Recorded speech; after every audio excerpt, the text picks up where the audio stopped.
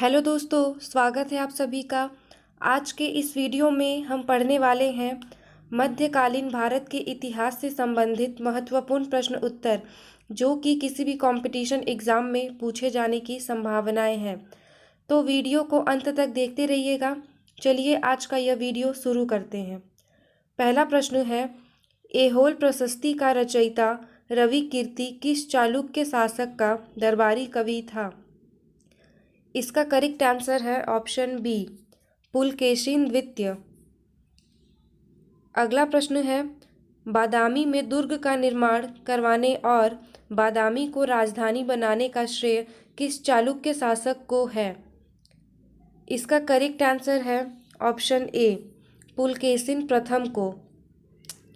अगला प्रश्न है, किस चालुक्य शासक ने थानेश्वर व कन्नौज के महान शासक हर्षवर्धन को नर्मदा के तट पर परास्त किया और उसे दक्षिण बढ़ने से रोका? इसका करेक्ट आंसर है ऑप्शन बी, पुलकेशिन द्वितीय। अगला प्रश्न है, चालुक्यों और पल्लवों के बीच लंबे समय तक चलने वाले संघर्ष का आरंभ किसने किया था? इसका करेक्ट आंसर है ऑप्शन ए, पुलकेशिन द्वितीय ने।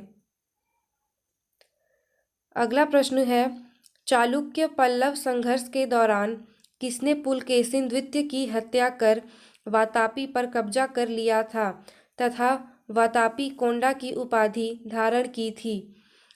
इसका करेक्ट आंसर है ऑप्शन बी, नरसिंहवर्मन प्रथम या मामल।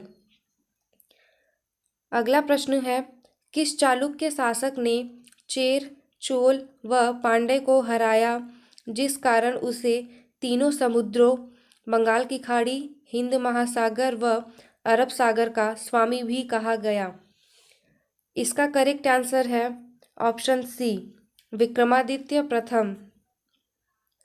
अगला प्रश्न है, श्रीलंका पर विजय प्राप्त करने वाला चोल वंश का सबसे प्रतापी राजा कौन था? इसका करेक्ट आंसर है ऑप्शन बी, राजेंद्र प्रथम। अगला प्रश्न है, पहाड़ी काटकर एलोरा के विश्वविख्यात कैलाशनाथ मंदिर का निर्माण किसने कराया था? इसका करेक्ट आंसर है ऑप्शन बी, राष्ट्रकूट ने। अगला प्रश्न है, निम्नलिखित में किसने तंजौर में बृहदेश्वर मंदिर का निर्माण कराया था? इसका करेक्ट आंसर है ऑप्शन बी, राजराजा प्रथम ने। अगला प्रश्न है, चालुक्य वंश का सर्वाधिक प्रसिद्ध शासक कौन था? इसका करेक्ट आंसर है ऑप्शन डी, पुलकेशिन द्वितीय। अगला प्रश्न है, निम्नलिखित में से कौन सा शहर चोल राजाओं की राजधानी था? इसका करेक्ट आंसर है ऑप्शन बी, तंजौर। अगला प्रश्न है, पांडव साम्राज्य की राजधानी कहाँ थी?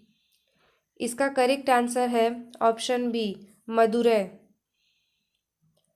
अगला प्रश्न है, राष्ट्रकूट साम्राज्य का संस्थापक कौन था? इसका करेक्ट आंसर है ऑप्शन ए, दंती दुर्ग। अगला प्रश्न है, निम्न राजवंशों में से किसने श्रीलंका एवं दक्षिण पूर्व एशिया को जीता? इसका करेक्ट आंसर है ऑप्शन सी, चोल ने। अगला प्रश्न है, विरूपाक्ष मंदिर का निर्माण किसने किया था? इसका करेक्ट आंसर है ऑप्शन ए, चालुक्य ने। अगला प्रश्न है, पल्लवों के एकाश्मीय रथ मिलने का स्थान क्या है?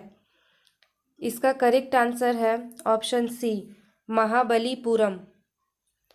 अगला प्रश्न है, होयसल की राजधानी का नाम क्या है? इसका करेक्ट आंसर है ऑप्शन सी, द्वार समुद्र। अगला प्रश्न है, महाबलीपुरम जो एक मुख्य नगर है वह कला में किन शासकों की रुचि को दर्शाता है?